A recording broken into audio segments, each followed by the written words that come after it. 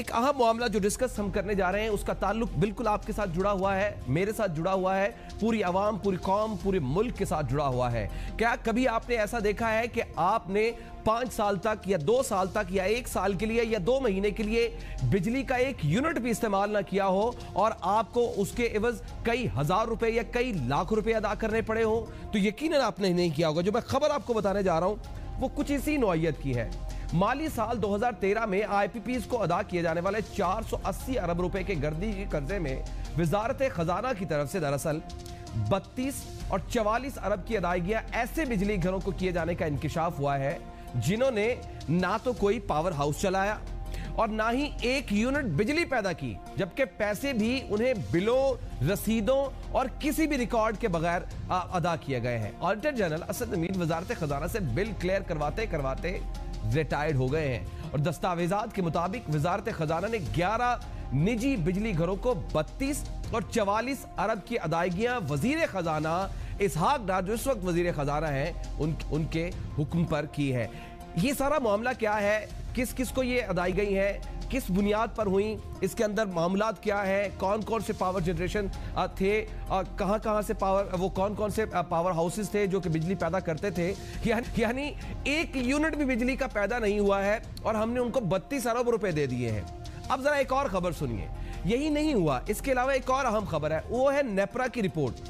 नेपरा की रिपोर्ट ने यह कहा है कि जो सरकारी थर्मल पावर प्लांट्स है जिससे बिजली पैदा होती है, थर्मल बिजली घर जो है, उनकी कारकर्दगी का भांडा फोड़ा है। रिपोर्ट में यह कहा गया है कि जो सरकारी थर्मल पावर प्लांट्स हैं, गौर से सुनिएगा, कि जो सरकारी थर्मल पावर प्लांट्स हैं वो सालाना 11 रुपए नहीं, 1100 नहीं, 11,000 नहीं, 11 लाख नहीं, 11 करोड़ भी नहीं, सालाना 11 अरब रुपए से जायद का नुकसान कर रहे हैं आपके और मेरे टैक्स के दिए हुए पैसों का।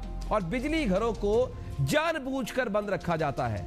रिपोर्ट में यह भी कहा गया है कि 19 रुपए फी यूनिट बिजली पैदा करने वाले पावर प्लांट्स को चलाया जाता है और सस्ते बिजली घर बंद रखे जाते हैं। जानबूझकर पावर प्लांट्स को बंद रखने से कौमी खजाने को 6 अरब रुपए का नुकसान हो चुका है। यह हजारों लाखों करोड़ों की बात नहीं, 6 अरब का नुकसान अब तक हो चुका है। सरकारी थर्मल पावर प्लांट्स के आलात और मशीनें खराब हो चुकी हैं, बर वक्त मुरम्मत नहीं की है, ना ही जो अहल अफरादी कुव्वत है उसके बायस बिजली घर पूरी सलाहियत से बिजली पैदा नहीं कर पा रहे हैं। ये सारा मामला है क्या, किस बुनियाद पर वो 32 अरब रुपए दिए गए और ये जो 11 अरब रुपए का सालाना नुकसान हो रहा है सरकारी थर्मल पावर प्लांट्स की वजह से, ये सारा मामला है क्या? हमने बात करनी, हमारे साथ मौजूद है इंतहाई सीनियर साहब मुर्तजा साबिर साहब। बहुत बहुत शुक्रिया, एक तो मेरे आप हमनाम है, पहली बार आप मेरे स्टूडियो में आए हैं। आज हमने आपकी स्टोरी पढ़ी, आपकी इस एनर्जी सेक्टर के ऊपर खासी ग्रिप है। हमें जरा ये समझाइएगा कि ये 32 अरब रुपए, जब हम 32 करोड़ या 32 लाख की बात करते हो तो अलग बात होती है, जब हम 32 अरब की बात करते हैं तो कुछ भी ना मिला, एक यूनिट बिजली की भी नहीं मिली और हमने उन पावर प्लांट्स को 32 अरब रुपए दे दिए।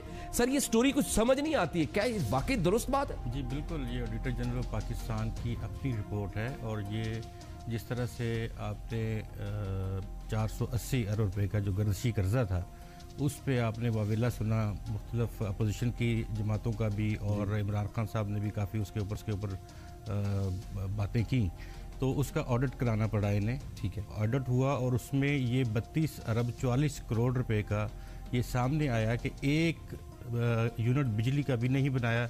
इन 11 या 13 बिजली घर हैं टोटल, ये इनमें निशात है, निशात चुनिया है, हबको है, मुख्तलिफ इसमें सैफ सफायर है, हालमोर है, और ये पूरे मैंने नाम दिए हुए हैं। ये हैं, इनको एक तो 1994 की पावर पॉलिसी थी, उसके तहत कुछ पेमेंट्स दी गई हैं, और एक 2002 की पावर पॉलिसी थी, उसके तहत पेमेंट्स दी गई हैं। इनको ऑडिटर जनरल पाकिस्तान की जानिब से पूछा गया था कि आपने ये क्यों पेमेंट्स इनको दी, जब इनसे बिजली नहीं बनवाई गई। 2011 से 2013 के दरमियान इनके क्लेम थे कि जी हमें पैसे दिए जाएं अकॉर्डिंग टू आवर कॉन्ट्रैक्ट्स। तो इनसे जब सवाल किया गया तो वजारत खजाना ने ये कहा कि 2011 से 2013 के दरमियान हमने इनसे बिजली इसलिए नहीं ली क्योंकि हमारे पास बिजली सरप्लस थी, ये बिजली तैयार करने की सलाहियत रखते थे। हम कभी बिजली में सरप्लस रहे? जी, मैं यही आपसे अर्ज करना चाहता हूं कि उस वक्त कम से कम हमारा शॉर्टफॉल जो था वो 6,700 मेगावाट के करीब हमारा शॉर्टफॉल था, उन दिनों में 2011 से लेकर 2013 तक 16 से 18 घंटे की लोड शेडिंग हम बर्दाश्त करते रहे, अवाम बर्दाश्त करते रहे, अवाम को बड़ी अच्छी तरह याद है। तो इन्होंने ये जो जितने भी पावर प्लांट्स थे, इन्होंने ये प्ली ली, इन्होंने हमें ये कहा कि हमारे पास सिर्फ और सिर्फ कॉन्ट्रैक्ट है, आपने कॉन्ट्रैक्ट किया था कि आप हमसे बिजली खरीदेंगे, हमने आपको कहा कि हमसे बिजली खरीदें, आपने बिजली हमसे नहीं ली। स्पेशली ये सिर्फ और सिर्फ इसलिए कि उन्हें पता था कि अगर हम बिजली बना के देंगे तो हमें कोई फ़ायदा नहीं होगा, क्योंकि उनके पावर प्लांट्स भी उनका हीट रेट ज़्यादा है, वो बिजली अगर बनाते हैं तो उन्हें नुकसान होता है। तो फिर इसी तरह से वो पैसे बना सकते थे और उन्होंने आइडल रखा उनको, और बगैर बिजली बनाए एक यूनिट भी उन्होंने इसको क्लेम किया गवर्नमेंट को। और वो गवर्नमेंट जो किसी सरकारी मुलाजिम को 8 आने 4 आने भी ज़्यादा नहीं देती किसी मामले में, उसने 32 अरब 44 करोड़ रुपए की अदायगियाँ उनको कर दी। ये अभी बहुत बड़ा क्राइम है। ये किसकी मद में दी, किन्होंने दिया था ये सारे? ये वज़ारत खजाना की तरफ से पैसे जारी होते हैं। जी बिल्कुल, उन्हीं के हाथ से भी पेमेंट्स हुई हैं। वज़ारत खजाना में डॉक्टर वकार मसूद साहब वज़ीर खजाना के सेक्रेटरी हैं। मेरा एक सवाल है एक आम आदमी की वसातत से कि किसी भी मद में ये 32 अरब रुपए दिए गए, तय ये हुआ था कि हमने बिजली लेनी है और आपको 10 अरब रुपए देने। हमने गलतियां की, हमने कोताहियां की, जिसकी वजह से हमें 32 अरब रुपए देने पड़ गए। लेकिन सवाल यह है कि क्या इसके बदले में एक भी यूनिट हमें नहीं मिला? जी बिल्कुल, एक यूनिट भी बिजली का इनकी तरफ से नहीं मिला, और ना ही इन्होंने बनाया उस हवाले से, क्योंकि जो इनकी पॉलिसी है, इनके साथ कॉन्ट्रैक्ट एग्रीमेंट्स इस तरह के किए गए हैं, क्योंकि जब एग्रीमेंट्स किए जाते हैं तो अवाम को या हमें किसी को नहीं पता चलता कि एग्रीमेंट्स क्या किए जा रहे हैं। सही है। उन एग्रीमेंट्स के तनासब से ही ये हमारे पास बोझ इस तरह का लाद दिया जाता है हमारे ऊपर कि अगर हम इनसे बिजली लेंगे तब भी हम नुकसान में हैं, बिजली हम नहीं लेंगे तब भी नुकसान में है। अभी जो जिस तरह आपने बात की है कि जेनकोस जो हमारी कुछ हैं वो नुकसान में जा रही हैं, 11 अरब रुपए सालाना नुकसान। जी, उसमें इस तरह से है कि हम अभी बहुत सुनते थे शोर इस बात का कि जी पावर फाइनेंस वाले हमें ये बताते थे, हमारे सेक्रेटरी जो साहब सेक्रेटरी हैं जनाब यूनुस ढागा साहब, उन्होंने भी ये बताया कि मैंने बड़ी काटर लगाए हैं मैंने, और एक मैनेजमेंट की है, और उस मैनेजमेंट के ज़रिए से बड़े पैसे बचाने की कोशिश की है, अवाम के पैसे भी बचाने की कोशिश की है, और गवर्नमेंट ऑफ पाकिस्तान के पैसे भी बचाने की कोशिश की है। तो हम एक ऑर्डर के साथ ये चीज़ें चलाते हैं। अगर ये ऑर्डर के साथ चलाई जाती हैं कि जिन पावर प्लांट से आप ज़्यादा बिजली बना सकते हैं, कम पैसों में बना सकते हैं, अगर आप वो चलाते थे तो फिर महंगी बिजली क्यों पैदा की जाती रही है, फिर सस्ती बिजली पैदा क्यों नहीं की जाती रही, तो फिर ये क्यों इस तरह के जो नेपरा की रिपोर्ट है उसमें ये बातें की गई हैं। तो ये अगर इस तरह की नेपरा रिपोर्ट में ये बात की जा रही है तो अल्टीमेटली उसका यही है कि उसमें आपने इकोनॉमिक ऑर्डर को फॉलो नहीं किया। सही, आपने जो इकोनॉमिक ऑर्डर बनता था उसको फॉलो नहीं किया। आपने वो काम किया, आपने अपनी मर्जी के अपने दोस्तों के पावर प्लांट्स चलाए, जहाँ से आपको 80 रुपये का यूनिट भी मिला, आपको 78 रुपये का यूनिट भी मिला, आपको 52 रुपये का भी यूनिट मिला, आपको 48 रुपीज़ का भी यूनिट मिला। आप डीजल वाले यूनिट भी लेके उसमें डालते रहे हैं, आप फर्नेस ऑयल के भी यूनिट लेके डालते रहे हैं। आप बनाते हैं एक एनर्जी मिक्स, उस एनर्जी मिक्स में आपको हाइडल भी आता है, आपको थर्मल भी आता है, न्यूक्लियर भी आता है, उसमें तमाम तरह के सोर्सेज आपके पास रिसोर्सेज से जो बिजली पैदा होती है उसमें इकट्ठी कर लेते हैं।